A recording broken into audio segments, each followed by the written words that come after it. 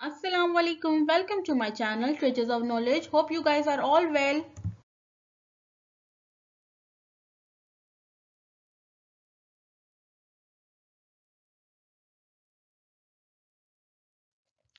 So today I am going to give you quick introduction to the 8 parts of speech. In the following lessons we will learn more in details about each part of speech.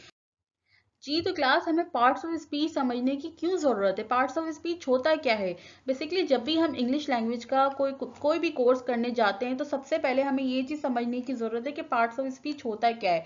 Parts of speech की क्या ज़रूरत है। देखो जब एक जुमला बनता है, एक सेंटेंस क्रिएट होता है तो उसमें वो मुख्तलिफ हिस्सों से बनता है। तो वो मुख्तलिफ हिस्से जो होते हैं ना वो हमारे पार्ट्स ऑफ स्पीच होते हैं। वो मुख्तलिफ हिस्से जो है वो पार्ट्स ऑफ स्पीच होते हैं। जैसे एक एग्जाम्पल ये ले लें कि एक बिल्डिंग कंस्ट्रक्ट हो रही है तो उस बिल्डिंग में डिफरेंट काम होते हैं। कहीं कलरिंग हो रही होती है, फ्लोरिंग हो रही होती है और प्लास्टर हो रहा होता है, समथिंग एल्स कुछ भी हो रहा होता है। तो वो जो काम होते हैं वो पार्ट्स ऑफ स्पीच होता है। इसी तरह एक और एग्जाम्पल मैं आपको देती हूँ कि एक फर्म है, एक कंपनी है, सही है, और एक ऑर्गेनाइजेशन है, उसमें मुख्तलिफ डिपार्टमेंट हैं। मुख्तलिफ डिपार्टमेंट है, जैसे सीईओ का डिपार्टमेंट है, मैन्युफैक्चरिंग डिपार्टमेंट है, सैलरी डिपार्टमेंट है, पैकिंग डिपार्टमेंट है, मार्केटिंग डिपार्टमेंट है। तो ये डिपार्टमेंट क्या है, ये पार्ट्स ऑफ स्पीच हैं जिनके अलग अलग काम हैं। तो इसी तरह इंग्लिश समझने के लिए भी एक सेंटेंस क्रिएट करने के लिए भी हमें पार्ट्स ऑफ स्पीच का समझना बेहद ज़रूरी है कि इस पार्ट्स ऑफ स्पीच में होता क्या है और इसके क्या फंक्शंस हैं। तो आज की इस वीडियो में मैं आपको यही बताऊंगी कि पार्ट्स ऑफ स्पीच क्या होता है और इसे समझने की हमें क्यों ज़रूरत है। So class, how many parts of speech are there? There are 8 parts of speech. Name. Number one is noun, pronoun, verb, adjective, adverb, preposition, conjunction, and interjection. So we start talking about noun. Yes तो student what is noun. हमने बचपन से ना एक ही चीज रटी हुई है noun के बारे में कि noun is a name of person, place, animal और थिंग। बट हमने कभी नाउन के फंक्शंस के बारे में नहीं देखा कि नाउन का फंक्शन क्या है, नाउन का काम क्या है, नाउन काम क्या कर रहा है सेंटेंस में। दुनिया की हर चीज जो है ना वो नाउन है। दुनिया की हर चीज क्या है, वो नाउन है। Yes, anything that names a thing is a noun. चाहे आप किसी भी चीज के बारे में बात कर रहे हो, आप किसी भी परिंदे के बारे में बात कर रहे हो, आप किसी भी इंसान के बारे में बात कर रहे हो, फीलिंग्स हैं, इमोशंस हैं, ये सब नाउन है। ये सब क्या है, ये सब नाउन है। आप अपनी बात कर रहे हो और किसी की भी बात कर रहे हो, ये तो सब नाउन नाउन कहलाता है। मैंने आपको एक एग्जांपल अभी दी थी कि एक ऑर्गेनाइजेशन है, उसमें मुख्तलिफ डिपार्टमेंट हैं। उसमें जो है वो पैकिंग का डिपार्टमेंट है, उसमें मैन्युफैक्चरिंग का डिपार्टमेंट है, सेल्स डिपार्टमेंट है।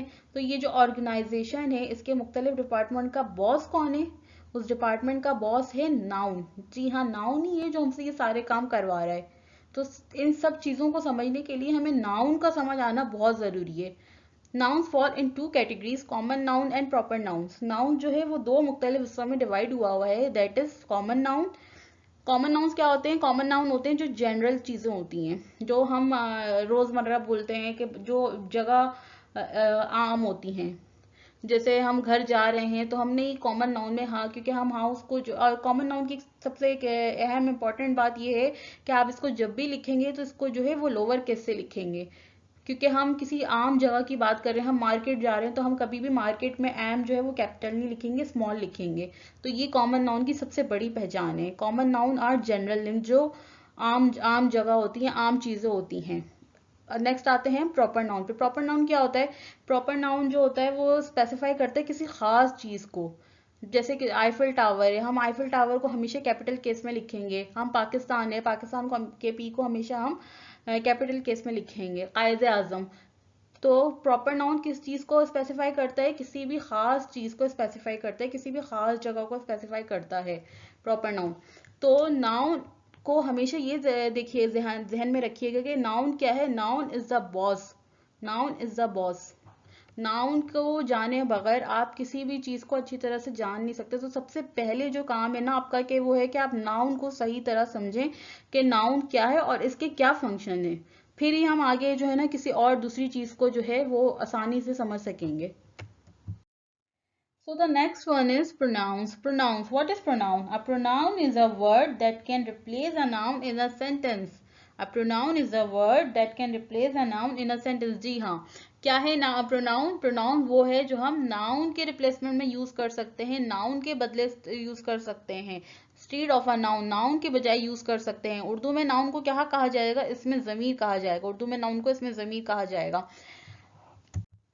जैसे मैंने अभी आपको एक एग्जांपल दी थी कि भाई एक ऑर्गेनाइजेशन है, उसका बॉस हो गया नाउन। उसका बॉस कौन है? उसका बॉस नाउन हो गया। अब हर जगह तो बॉस अवेलेबल नहीं है ना भाई, कहीं भी जाना है तो हर जगह तो बॉस नहीं जा सकते। तो बॉस के बदले कौन जाएगा? वो असिस्टेंट जाएगा ना। तो असिस्टेंट कौन हुआ? असिस्टेंट आपका हुआ प्रोनाउन।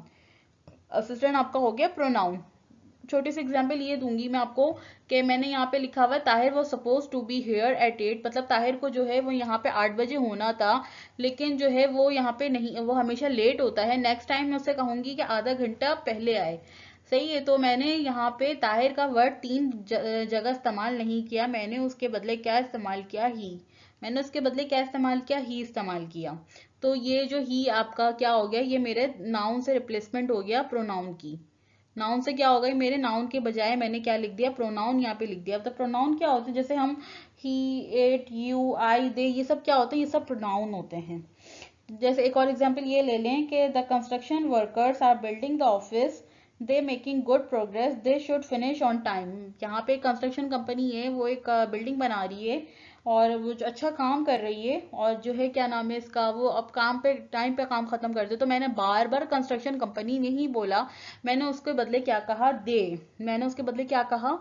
दे का इस्तेमाल किया। तो नाउन, प्रोनाउन क्या होता है? जो नाउन के इस्तेमाल के बदले इस्तेमाल किया जा सके, उसे हम प्रोनाउन कहते हैं। प्रोनाउन की लिस्ट जो है वो भी मैं आपको शेयर कर दूंगी, जब हम उस पर भी हम डिटेल एक वीडियो बनाएंगे इंशाल्लाह।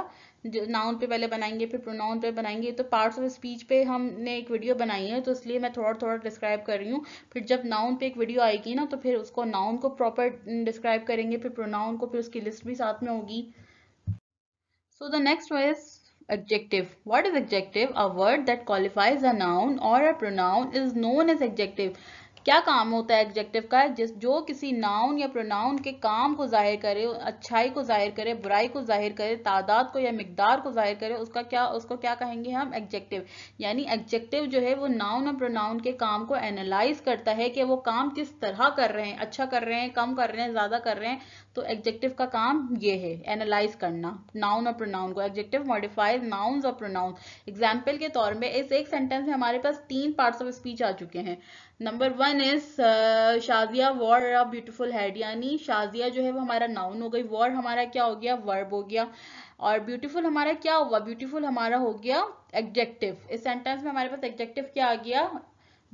ब्यूटीफुल। हैट हमारा हो गया object. The sun is high in the sky, सूरज आसमान में ऊंचा है। तो इसमें आपका एडजेक्टिव क्या होगा? किस चीज को बयान कर रहा है? हाई। हाई किसको बयान कर रहा है? हमारे एडजेक्टिव को बयान कर रहा है। एडजेक्टिव क्या है हमारे सेंटेंस में? High. Next is my cake should have 16 candles. इसमें तादाद का जिक्र आ रहा है, तो इसमें 16 क्या हुआ? हमारा एडजेक्टिव हो गया। 16 हमारा क्या हो गया? Adjective. Imran Khan is an honest politician. इस सेंटेंस में हमारे पास जो है ऑनेस्ट क्या हो गया? अच्छाई को बयान किया गया है। तो इस सेंटेंस में ऑनेस्ट हमारा क्या हो गया है? एडजेक्टिव। तो एडजेक्टिव का क्या काम होता है? कि नाउन और प्रोनाउन के काम को जाहिर करना, कि नाउन और प्रोनाउन किस तरह काम कर रहे हैं, कैसे काम कर रहे हैं, कितना काम कर रहे हैं। तो एडजेक्टिव का क्या काम है? एडजेक्टिव का क्या रोल है? कि वो वर्क को एनालाइज करता है कि काम किस तरह हो रहा है। Now the next is verb. What is verb? Verb is probably the most important word in English language. Yes. क्या है verb? Verb is a backbone of English. क्यों है verb भाई? बैकबोन क्यों है? क्योंकि ये हर सेंटेंस में काम की हालत को जाहिर कर रहा है कि क्या काम हो रहा है, काम किस वक्त हो रहा है, तो ये उस चीज को जाहिर कर रहा है। तो वर्ब जो है आपकी सेंटेंस की बैकबोन है। Verb is very very important factor. जैसे कंपनी में बॉस आपके हो गए नाउन, असिस्टेंट आपका हो गया प्रोनाउन। तो वर्ब क्या है? वर्ब आपका हो गया एग्जीक्यूटिव, यानी काम का करने वाला। और जो किसी कंपनी में एग्जीक्यूटिव ही नहीं होगा तो कंपनी आगे नहीं बढ़ेगी, क्योंकि वर्ब जो है वो 3 चीज को जाहिर कर रहा है। किस चीज को जाहिर कर रहा है? एक्शन, स्टेट और पोजीशन। इसी तरह सेंटेंस में वर्ब क्या जाहिर करता है? आपके काम को, हालत को और पोजीशन को। इसकी मैंने एक एग्जांपल ये लिखी है, बाबर आजम प्लेस क्रिकेट। यानी इस सेंटेंस में बाबर आजम हो गया सब्जेक्ट, क्रिकेट आपका हो गया ऑब्जेक्ट, तो प्लेस आपका क्या हो गया? वर्ब। प्ले आपका हो गया वर्ब, और किसको जाहिर कर रहा है, वो हाल एक्शन को जाहिर कर रहा है, वो काम को जाहिर कर रहा है। Next is Babar is a cricketer, Babar Azam is a cricketer. तो इसमें क्या है, बाबर आजम आपका सब्जेक्ट हो गया, क्रिकेटर आपका हो गया ऑब्जेक्ट। तो ये इज क्या है, इज क्या है, ये आपकी हालत को जाहिर कर रहा है, स्टेट को जाहिर कर रहा है। इज जो है ये वर्ब हो गया, ये किसको जाहिर कर रहा है, स्टेट।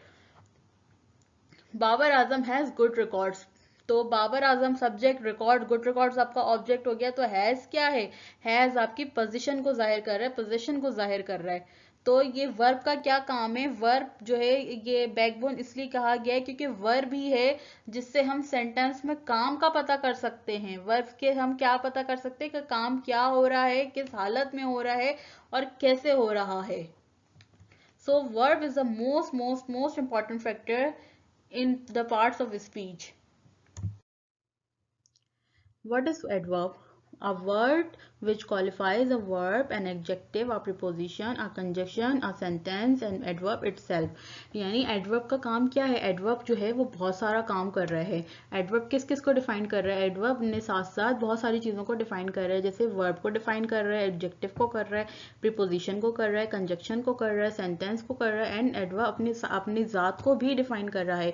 एग्जाम्पल के तौर पे जैसे यहाँ पे बाबर आजम प्लेज वेल, तो यहाँ पे जो है वेल आपका हो गया एडवर्ब। तो यहाँ पे जो है ये वर्ब को डिफाइन कर रहा है, प्लेस को डिफाइन कर रहा है, यानी अपने साथ साथ ये वर्ब को भी डिफाइन कर रहा है adverb.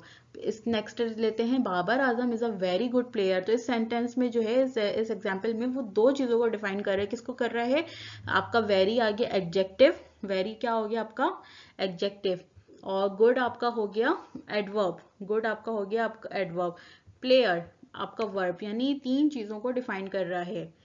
Babar Azam plays very well, यहाँ पे भी जो है यहाँ पे भी एडवर्ब तीन चीजों को डिफाइन कर रहा है, वर्ब को डिफाइन कर रहा है, एडजेक्टिव को डिफाइन कर रहा है और एडवर्ब अपनी जात को भी डिफाइन कर रहा है। तो एडवर्ब का काम क्या होता है कि वो सिवाय नाउन और प्रोनाउन के वो बाकी तमाम पार्ट्स ऑफ स्पीच को डिफाइन करता है, सिवाय नाउन और प्रोनाउन के। क्योंकि एडवर्ब नाउन और प्रोनाउन को खाली डिफाइन कौन करता है, एडजेक्टिव डिफाइन करता है, लेकिन एडवर्ब जो है वो एडजेक्टिव को भी डिफाइन करता है। तो एडवर्ब जो है सिवाय नाउन और प्रोनाउन के तमाम चीजों को सेंटेंस में डिफाइन करता है।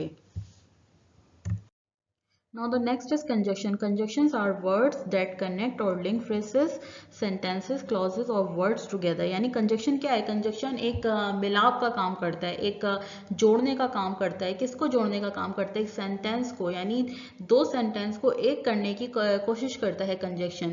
यानी जैसे अगर मैं ये कहूँ कि मैं आ रही हूँ लेकिन तुम जा रहे हो, तो I am coming but you are going, तो ये जो बट का वर्ड लगा है वो क्या हुआ, वो हमारा कंजक्शन हो गया, वो बट हमारा क्या हो गया, कंजक्शन हो गया। इसी तरह अहमद हाजिर है और तलहा भी, यानी Ahmed is present and Talha also, and Talha is also present. तो यानी इसमें जो एंड का लफ्ज लगा वो क्या हो गया, हमारा कंजक्शन हो गया। Ahmed is present but Talha is absent, तो इसमें बट हमारा क्या हो गया, कंजक्शन का वर्ड हो गया।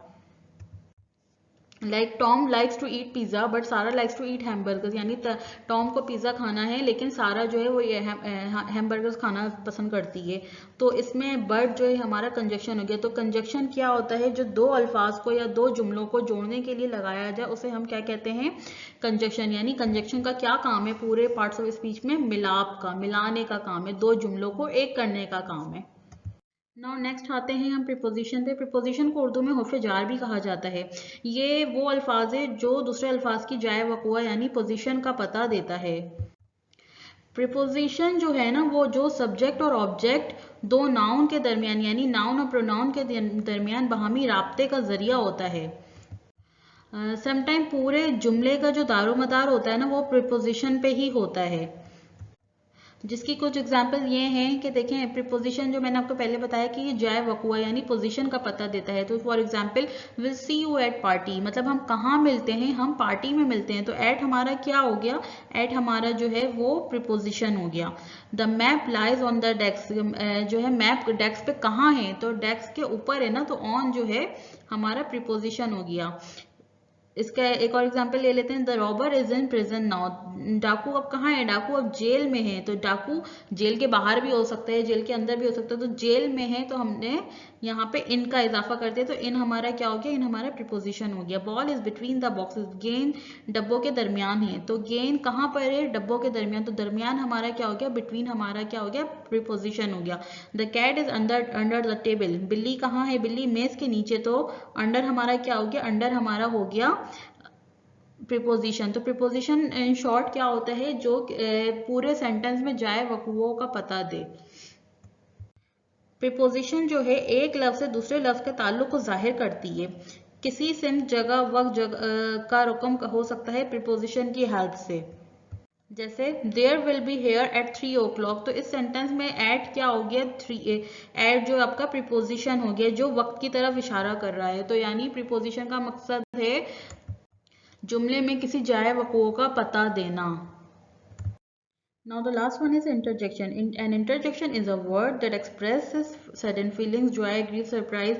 यानी ये वो अल्फाज हैं जो खुशी या गम या रंज या हैरत के अचानक एहसास के इज़हार के लिए इस्तेमाल होते हैं। जैसे कोई अगर हम मैच जीत जाते हैं तो hurray we won the match, तो हुर्रे जो हमारा क्या हो गया, ये हमारे खुशी का इजहार हो गया जो अचानक से हमें खुशी मिली, तो हम इसको इंटरजेक्शन कहेंगे।